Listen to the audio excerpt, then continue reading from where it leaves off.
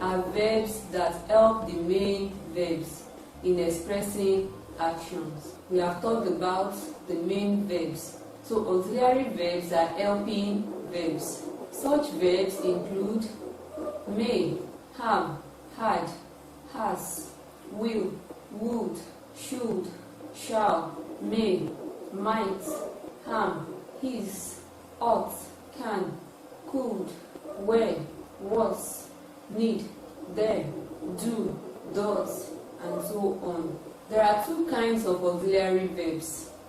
The first one we have here is the primary auxiliary verb. The primary auxiliary verb is further divided into three categories. The first category is the verb be. The verb be. It includes ham, his, her, were, being, was.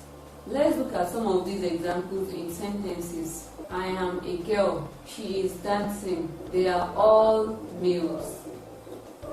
We were engaged. I have been there. She is being beaten. The words that are written in bold font are the primary auxiliary verbs. The second category of auxiliary verb is the verb have. The verb have. These include has, have, had, and having. Let's consider them in sentences.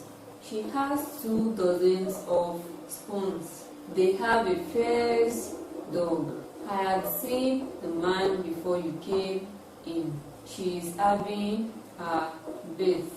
Now, the word has, have, had are auxiliary verbs. The third category is the verb do. The verb do include do, does, and did. Examples in sentences. They do their assignment at home. She does not like oranges. I did my chores early this morning. Now let's consider the modal auxiliary verb. The modal auxiliary verbs are used to express moods of verb. Same modal auxiliary verbs that we have been talking about. They are used to express moods of verbs. Moods such as obligation, willingness, compulsion, permission, ability, etc. They include can, could, may, might, should, shall, will, would, must. Let's consider them in sentences. I can or cannot jump over that fence. That is talking about ability. Your ability to jump over the fence. You may leave the office at 2 p.m. The may there is indicating permission. I might decide to leave my phone behind. It is indicating possibility. Could you please adjust your seat? Could there is making a request. So all these are modal auxiliary verbs that indicate moods of verbs.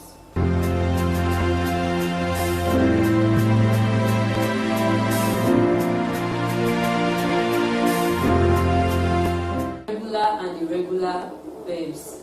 The first one we'll be treating is the regular verb. Regular verbs are those verbs that change to the past and perfect tenses by adding suffix ed. You only add ed to form their past and perfect tenses. Let's consider some of these examples. There are 3 columns here. We have the first column indicating the present, the second one indicating past, and the third indicating past participle. Now let's go. Clap, clapped, clapped. Jump, jump, jumped. Close, closed, closed. Carry, carried, carried. Finish, finished, finished. Open, opened, opened. Walk, walked, walked. All these are examples of regular verbs that take ed to form their past and and perfect tenses. The irregular verbs, on the other hand, are verbs that change to past and perfect tenses through other means different from adding the suffix ed, or do not change at all.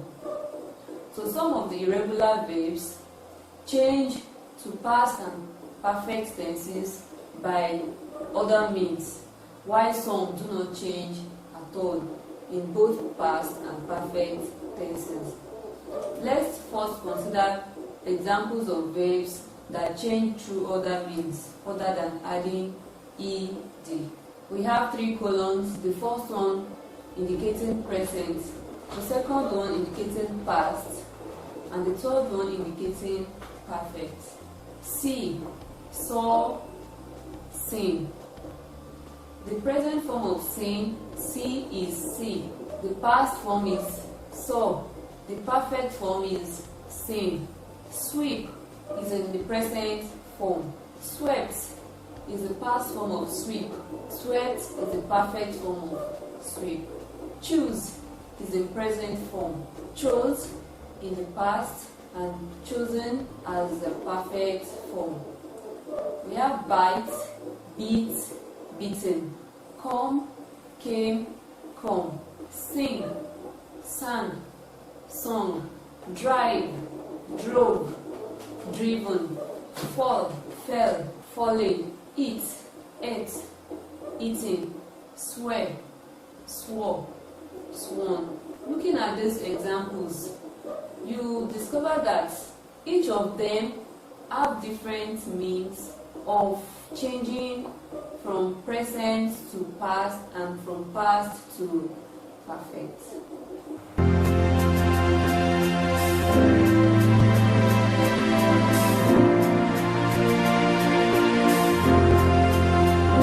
Transitive and intransitive verbs. Transitive verbs are those verbs that take direct objects.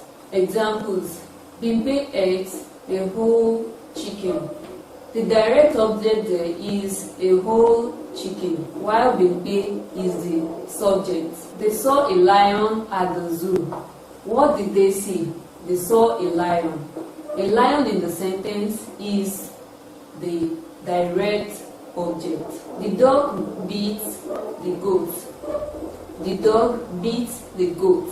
The dog there is the subject, while the goat is the direct object. Intransitive verbs, on the other hand, are verbs that do not require an object. Examples: he comes punctually. I cook every day. Considering the two sentences, you discover that comes in the sentence does not require any object. Comes punctually. Punctually there is an adverb. I cook every day. Every day behind cook is an adverb.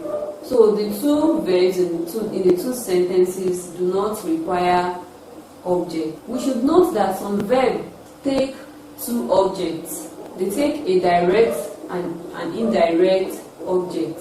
These are called ditransitive verbs. So in a sentence where you have a direct and an indirect object, we call it ditransitive verbs. The first example we have here is James watched a movie on Jane's phone.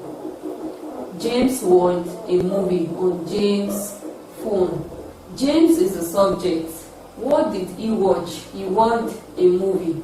The movie there is the direct object, while on Jane's phone is an indirect object. Daniel bought a gold wristwatch for Faith. A gold wristwatch is the direct object, while Faith is the indirect object.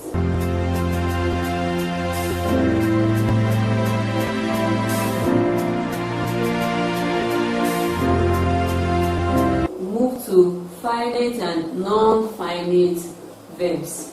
Finite verbs are verbs that indicate number, person, and tense, and have definite relations with the subject in the sentence. Finite verbs can only be used in